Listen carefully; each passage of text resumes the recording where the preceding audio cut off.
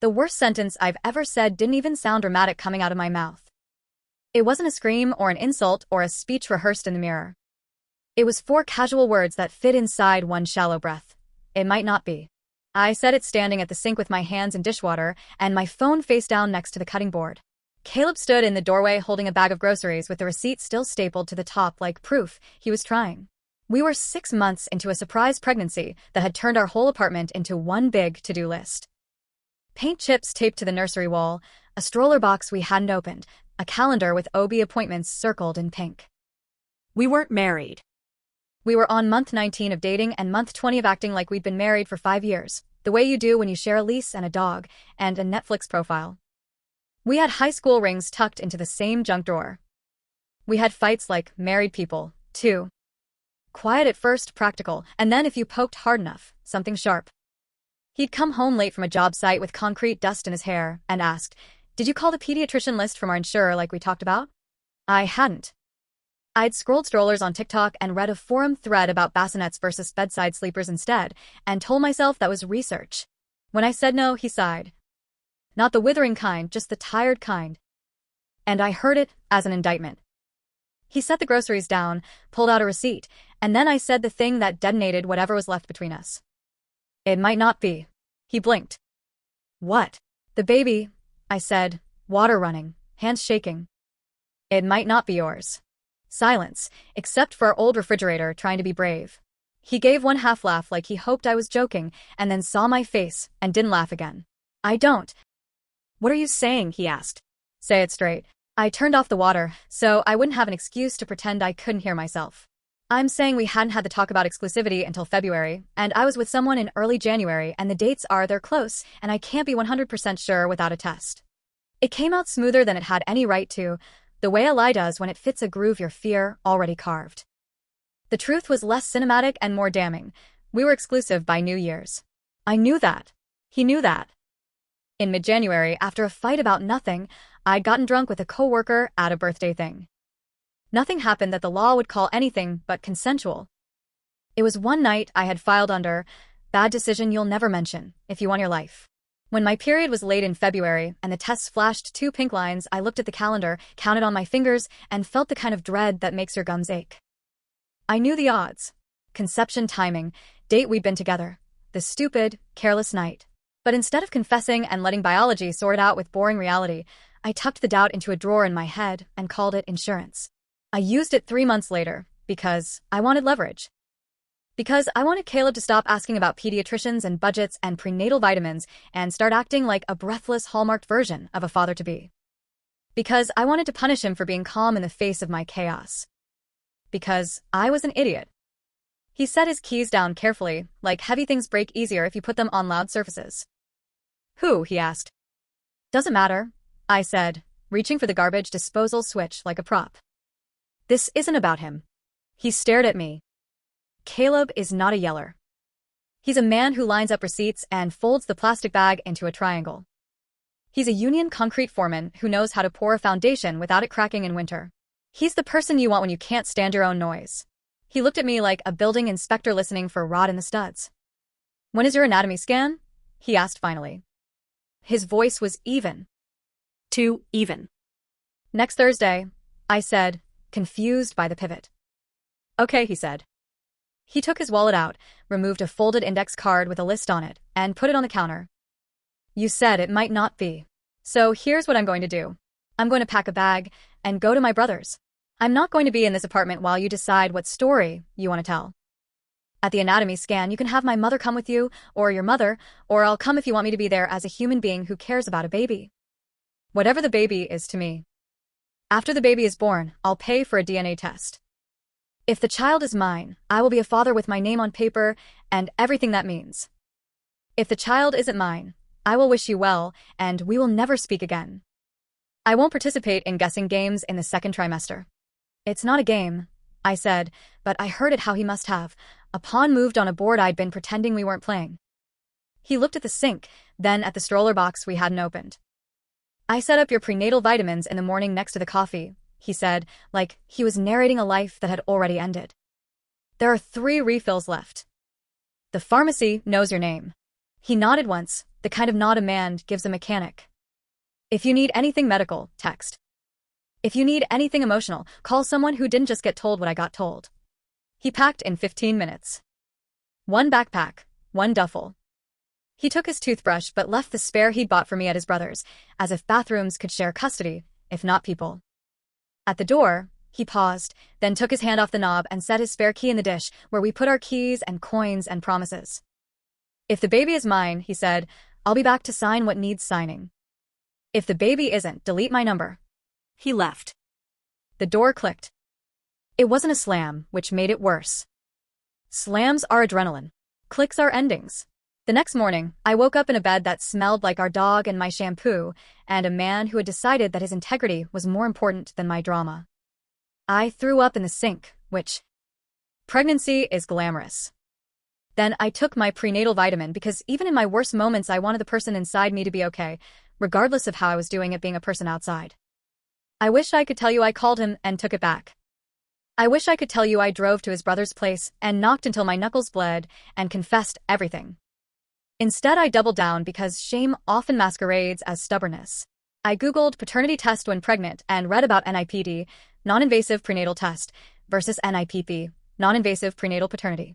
One is standard screening for chromosomal conditions, the other exists but is expensive and not always as straightforward as the ads suggest, requires maternal blood and a cheek swab from the alleged father, and can't compel anyone to participate.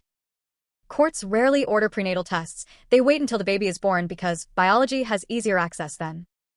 I read about acknowledgement of paternity forms hospitals offer unmarried couples to establish legal fatherhood. I read about how if I didn't list a father on the birth certificate, no one could force me to.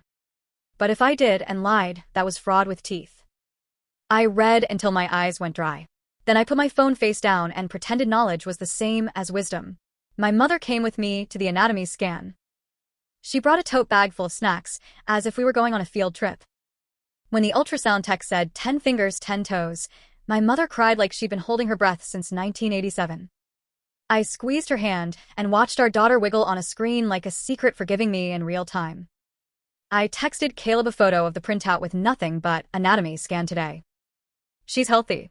He texted back a heart 2 hours later. The heart felt like a rented item.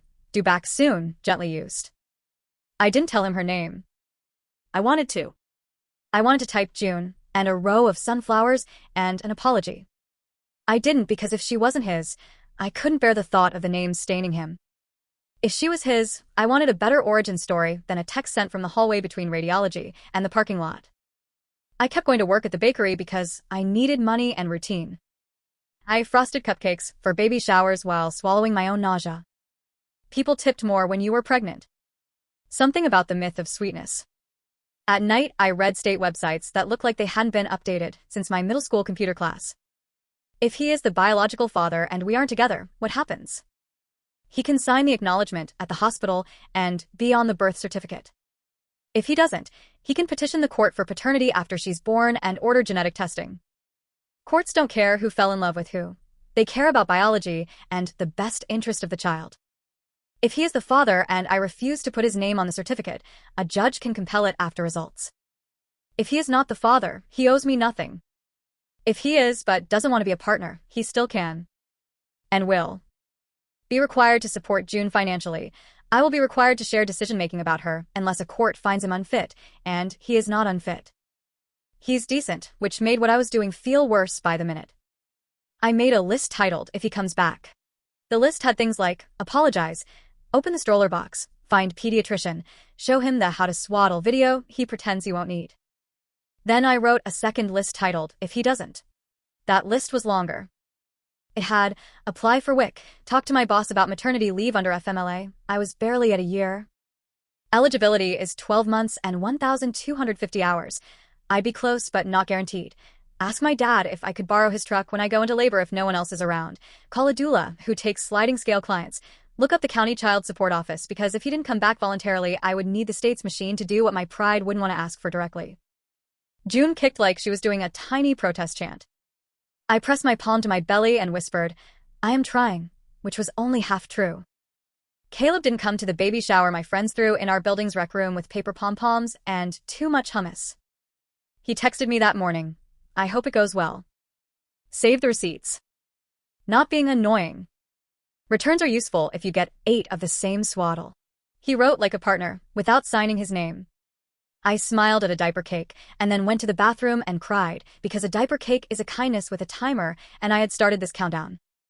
At 36 weeks, I waddled through the grocery store and ran into Caleb's brother, Logan, in the cereal aisle. He pulled me into a hug that felt like permission to breathe. "You doing okay?" he asked, eyes kind but not soft. I said yes because it's the word people want. "He's not okay," Logan said, because brothers don't owe me lies. "He's showing up for work, he's sleeping on our couch, he's reading about car seats like it's a trade exam." He paused.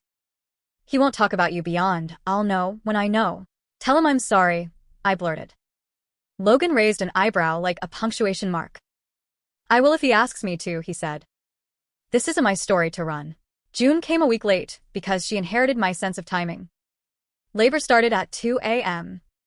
like a practical joke and progressed like 1, 2, slow, then too fast.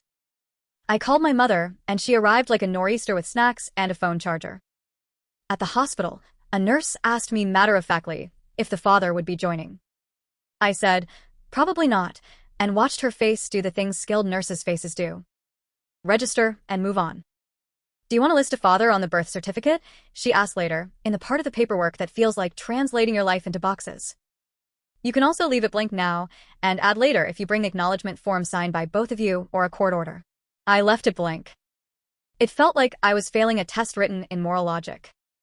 It also felt like the only honest thing I'd done in months. June came howling into the world with a head full of dark hair and a scream that sounded exactly like justice. I held her, and every terrible thought I'd used to justify my mess evaporated like mist burned off by noon sun. My mother took a photo that made me look serene. I was not serene. I was terrified and brazen, and so in love I thought my bones might break. I texted Caleb a picture of June's wrinkled little face in a hospital hat. "She's here," I wrote, 2 hours after they cut the cord. "Healthy." Sedem البيت وزيرما. He didn't reply. I didn't expect him to. 2 hours later, a message came through. "I'm glad she's healthy." That was it. No heart. No punctuation I could pretend was more than it was. On day 2, a social worker came to my room to ask if I had what I needed. Car seat, safe sleep space, a ride home, a pediatrician. She was brisk and kind in the way the best people are when lives are messy. "Do you have a plan for establishing paternity if you want support?" she asked, not nosy, just practical. "Since you're not married and you didn't list a father, he's not the legal father until there's an acknowledgement or an order." "Yes," I said, and the word tasted like humility. "There will be a test." He asked for one. "Good," she said, making a note. "It's a simple cheek swab after discharge. The results come back in a week or 2. She looked at June with a smile so fierce it made me cry. "She's beautiful. Make whatever calls you need after you sleep." We went home to an apartment that looked like a baby aisle exploded. My mother stayed 2 nights. On the 3rd night, she went home to give my dad a break from eating cereal for dinner. At 10 p.m., June screamed in a new key. I paced the hallway with her in my arms and whispered all the useless, true things. "You're okay." "I know. I know. I'm here." Then I texted Caleb because I was weak and also because some part of me believed a man should be told when the person who might be his daughter screams like the world shivered. "We're home," I wrote. "She's colicky tonight. We're okay." No response.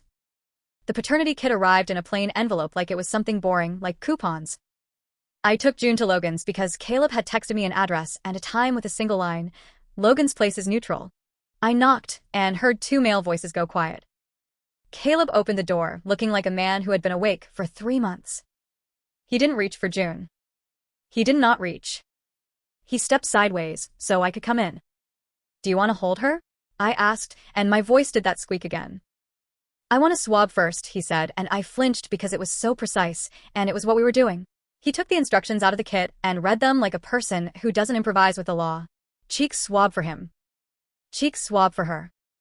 Chain of custody form. My signature to consent. His signature because he was the alleged father. We sealed the envelopes. He put them back in the prepaid mailer. "I'll drop this at the post office right now," he said, then surprised me by reaching. "May I?" I placed June into his arms like handing someone a live grenade and watched his face reassemble itself into something I'd missed. Wonder. He looked at her like men do in pro-parenting commercials when you think, cynically, that the ad agency wrote it. Then he blinked and handed her back with care that hurt. I'll be in touch when I have the results, he said, professionalism wrapped around pain. If she needs anything medical before then, text me the details, not just she's colicky. I can't do helpless right now. I'm sorry, I said, because it is a sentence that does not fix anything and is still required. I lied because I was scared. It wasn't. What I said that night. It wasn't true. The timing. I said it to hurt you. The truth finally walked in, and it made me nauseous with relief and disgust. He looked at me like a paramedic looks at someone who tried to hide what they swallowed. You could have told me that 3 months ago, he said, not angry, just done. You said it might not be, and I had to take you at your word. That's what trust is. He left with the envelope. June slept on my chest like she'd run a marathon in her 3rd day alive. I waited 3 days. I did laundry and cried over nothing and everything. I Googled, how long do paternity tests take, and what if he never calls me again? I did not text him, because there's a version of punishment where you become your own judge. On day 4 at 8:12 a.m., my phone buzzed. They called me. The message read, I'm the father. I'll be over at 6 p.m. with paperwork. I sat down on the kitchen floor, because standing seemed too brave. At 6 p.m., he arrived with a folder that made me laugh through my tears because of course he had a folder. Inside, a copy of the lab results, a blank acknowledgement of paternity form from the state health department, an appointment card for the county clerk for Monday because some states require notarization for the AOP, and he wasn't messing this up with bad signatures, a printout of an infant car seat safety checklist, a sheet of paper with bulleted items titled, Immediate Needs for June. He had written things like pediatrician selection, adding her to my health insurance within 30 days, or his if we pursued a support order that included coverage, setting up a joint calendar for vaccination appointments, and a proposed schedule for nights he could take her once she started bottles. There was a section below it called Money, because he refuses to be cute about practical matters. I'll transfer $400 tonight for postpartum groceries and diapers, he said. We can file a parenting plan and child support through the court or the agency to formalize this, but I'm not waiting for paperwork to feed my kid. I cried hard enough my head hurt. Are you? I couldn't finish asking if he was coming back to me. He answered the question anyway. I am not, he said gently, a clean incision. I love her. I will co-parent. I will be there at 2 a.m. and during stomach bug season, and I will stand up in any office that requires standing. I will not be your boyfriend again. You told me our baby might not be mine. I can't unknow what it felt like to stand in our kitchen and hear you say that. He signed the acknowledgement in my living room. He left the line for child surname at birth blank because we had that conversation in silence with our eyes. You gave her your last name on the hospital forms when you left father blank. If we wanted to change it later, we could run it through the court like people who admit they're not kings. We went to the county clerk Monday. The notary stamped, the clerk filed, and 2 weeks later a corrected birth certificate arrived in my mail with father, Caleb Ross, typed neatly in the box that used to be empty. There was no ceremony. There was just a legal fact, like gravity, quiet and unavoidable. We enrolled in a co-parenting for new parents class run by a nonprofit that met in a church basement that smelled like coffee and crayons. We sat 3 seats apart and learned how to write emails to each other about schedules that wouldn't get forwarded to lawyers as evidence later if life got ugly. We scheduled a mediation with a private mediator to draft a parenting plan because doing it while she was tiny felt like overkill until you imagined arguing about Thanksgiving in a parking lot behind a daycare. We agreed on joint legal custody and a physical custody schedule that would grow with her, starting with daytime visits at his apartment until bottles were established, then 1 overnight a week when she was older, then alternating weekends, then Wednesdays. We wrote down who would carry her health insurance, who would pick the pediatrician, how we would confer about vaccines according to schedule, and what we would do if we disagreed, mediation before court. I wanted to claw my own skin off during those meetings because I hate writing down what I've ruined, but I did it because I love her more than I hate my shame. He won, if you need scorekeeping, by refusing to let me keep him as an emotional prop while he stayed for the baby. He won by setting a boundary I could not talk him out of. He never posted about me. He never told our friends the details. He only told them the minimum to do adult life. We're co-parenting. It's amicable. Please don't ask for gossip.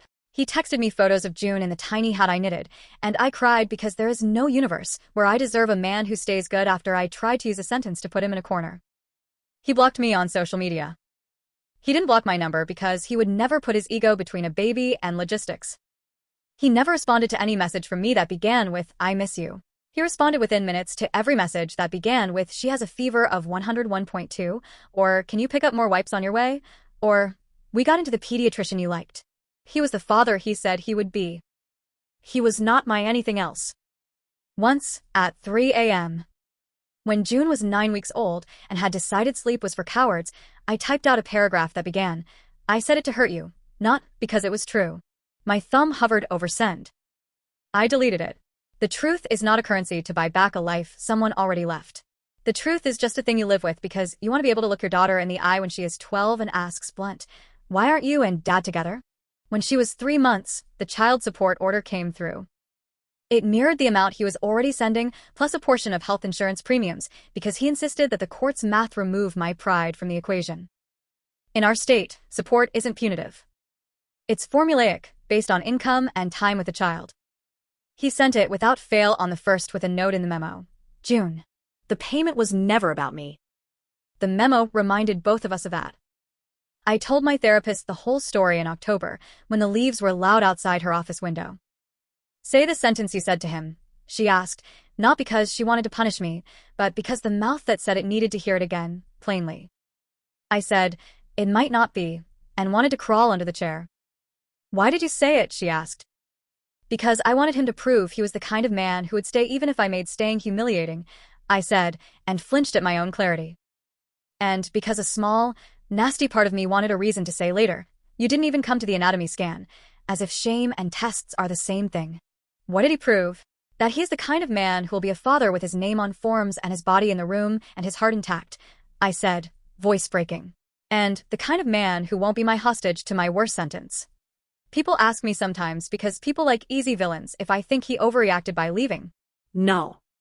I think I overreacted to my own fear, and he reacted to a boundary that someone who has never had their trust waterboarded by words might call harsh. I call it sane. He refused to live in a house where the beams could be moved by a threat. He refused to love me through a lie I told because I wanted leverage. He refused to come back when I cried in the driveway 6 weeks postpartum and said, "We can try."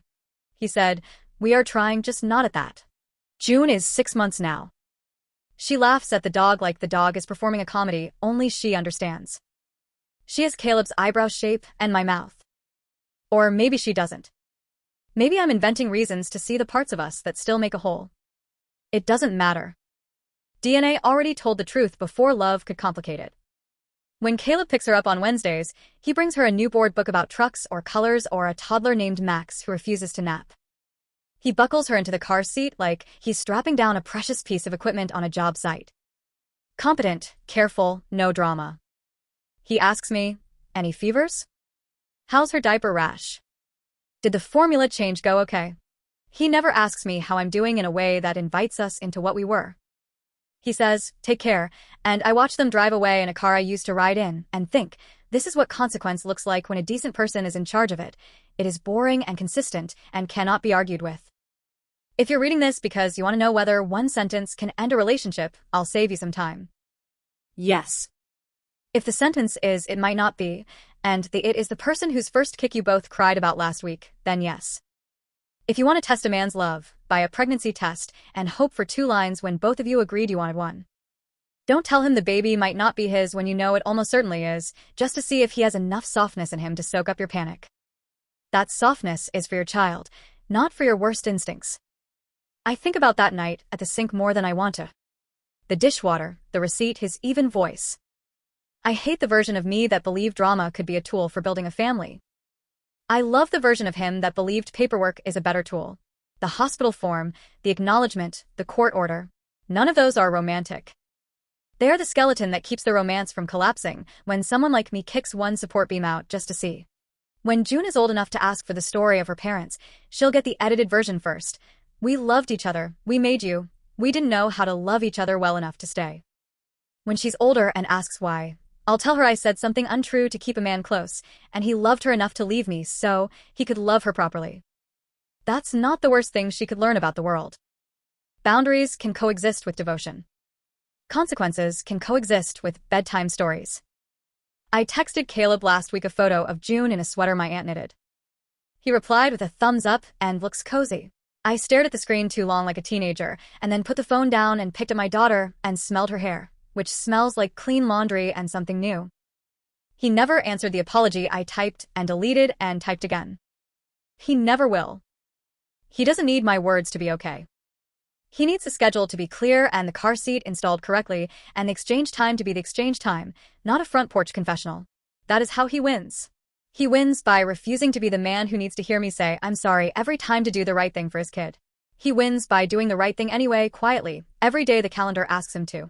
There is a small part of me that still wants a movie ending, a grand forgiveness, a porch light turned on for us. That part will be quiet with time. For now, I fold June's clothes and put the bulkiest ones at the top of the drawer because she keeps outgrowing my assumptions. I put the acknowledgement of paternity in a file with her birth certificate and SSN card because adults put important things in the same place every time. I write down her feeding schedule for Wednesdays and leave the bottle warmer plugged in. I do the next boring thing love requires. It might not be was a sentence I used to test a man. What it measured, ultimately, was me. I failed that night. I am getting better at the retest no one gives you, the one where you don't say the sentence even when fear hands it to you wrapped in logic. The one where you say, instead, I'm scared. Please come to the scan. Please help me pick a pediatrician. Please hold our daughter while I wash the bottles, and then let the answers build a life that doesn't need a dramatic line to hold. He does not answer when I send him anything but June logistics. He doesn't need to. We're done. The story is a quiet one now, told in bottle ounces and nap logs, and the way his truck pulls up exactly at 5:58 p.m. Every Wednesday. The story is this: I lied. He left. He still shows up for his daughter. He does not show up for me. That is a mercy I earned the hard way.